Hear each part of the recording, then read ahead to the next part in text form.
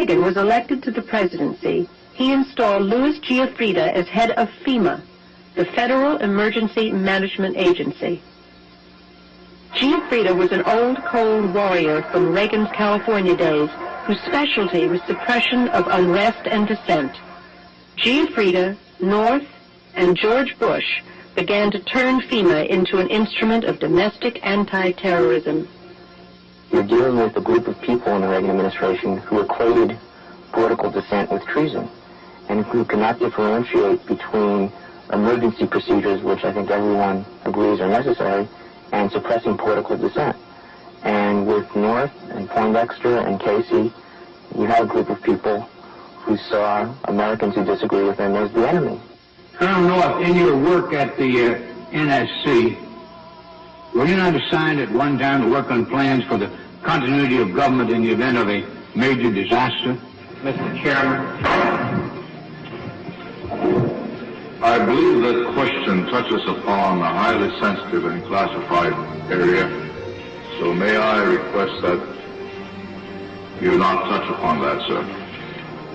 I was particularly concerned, Mr. Chairman, because I read in Miami papers and several others that there had been a plan developed by that same agency, a contingency plan in the event of emergency that would suspend the American Constitution. And I was deeply concerned about it and wondered if that was the area in which he had worked.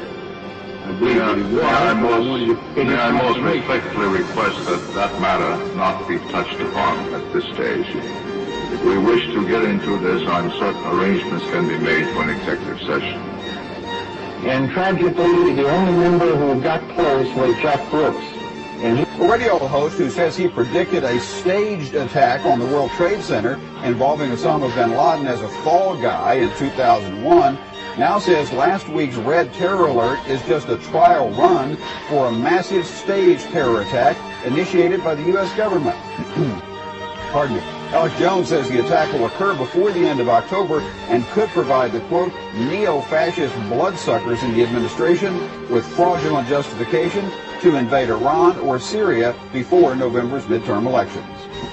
It's the president signing a statement relating to a law that basically says, I'm not going to obey this law if I don't feel like it, or it's something larger, more aggressive, domestic surveillance or any of these other things.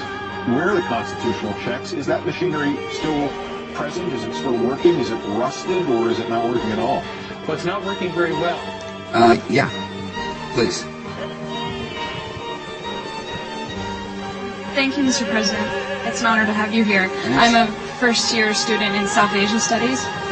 My question is in regards to private military contractors. The Uniform Code of Military Justice does not apply to these contractors in Iraq.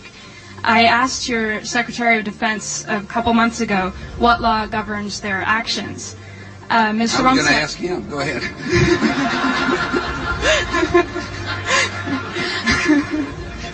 Help.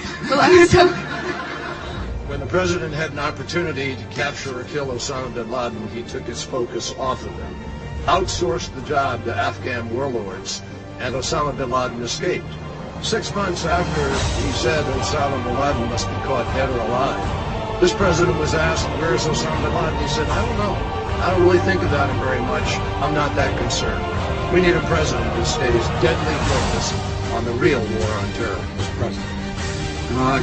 Yes, I ever said I'm not worried about Osama bin Laden. It's kind of one of those exaggerations.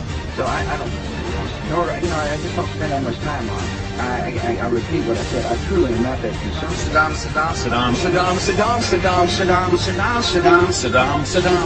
Hussein. War and danger. Continuing danger. Hour of danger. Very, very dangerous world. A grave new threat. Horrific acts of atrocities. Murderous regimes dedicating to killing us. Tyranny and terror.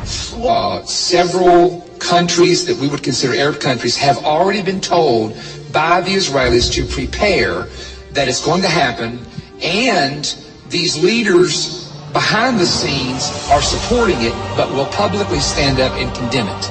They have to. They don't have a choice because of the religion in their country. They're going to say, how could the Israelis do this? This is wrong. This is Zionism. Behind the scenes, In fact, let me tell you one nugget. You're going to love this.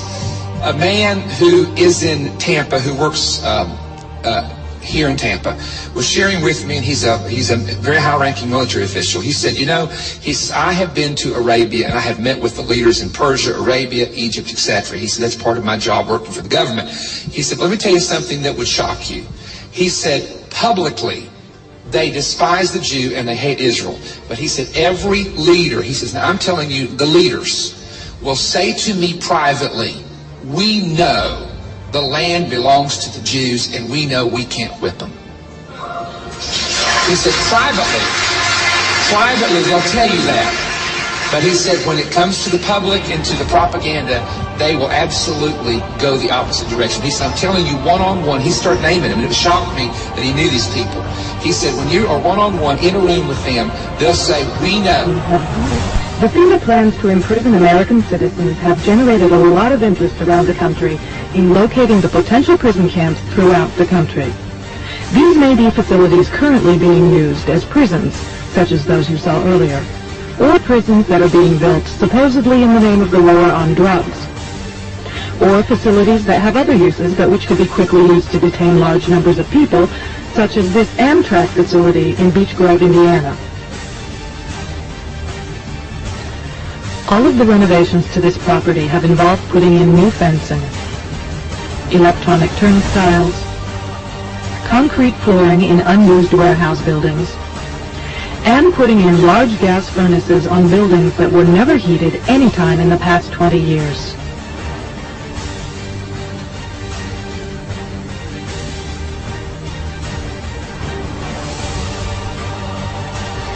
Outside this building is fencing and a cattle run section of fence, all topped by barbed wire, pointing inward, not to keep people out, but to keep people in. This was common throughout the facility, particularly the new fencing that had been erected. No, I've always, a dictatorship would be a heck of a lot easier. There's no question about it. For the first time at one of his news conferences in 3 years, Thomas asked him about Iraq. Ask you, Mr. President, your decision to invade Iraq has caused the deaths of thousands of Americans and Iraqis, wounds of Americans and Iraqis for a lifetime. Every reason given, publicly at least, has turned out not to be true. My question is, why did you really want to go to war? From the moment you stepped into the White House, from your cabinet, former cabinet officers, intelligent people, and so forth. What was your real reason? You had said it was the oil, plus the oil. It hasn't been Israel or anything else. What was it? I think your premise, and all due respect to your question, and to you as a lifelong journalist, is that, I didn't want war. To assume I wanted war is just flat wrong, Helen, and all due respect. No, hold on for a second, please. Excuse me. No president wants war. Everything you may have heard is that, but it's just simply not true. My attitude about the defense of this country changed on September the 11th. When we got attacked, I vowed then and there to use every asset at my disposal to protect the American people. Our foreign policy changed on that day, Helen. We used to think we were secure because of oceans and previous diplomacy. But we realized on September 11, 2001, that killers could destroy innocent life. And I'm never going to forget it. And I'm never going to forget the vow I made to the American people, that we will do everything in our power to protect our people. Part of that meant to make sure that we didn't allow people to provide safe haven to an enemy. That's why I went into Iraq. Hold on for a second. Look. Excuse me for a second, please. Excuse me for a second. They did. The Taliban provided safe haven for Al-Qaeda. That's where Al-Qaeda trained and... Alan, excuse me. That's where the targeting to go after suspected training sites, etc., across the border and inside Iran. That's just normal, I think. And you write that already some special operations forces, some U.S. intelligence forces have crossed the line and have gone into Iran. Is that right? Oh, yes, that's been happening for months. There's been a lot of very aggressive cross-border activity. It's more than just casual. There's been a lot of...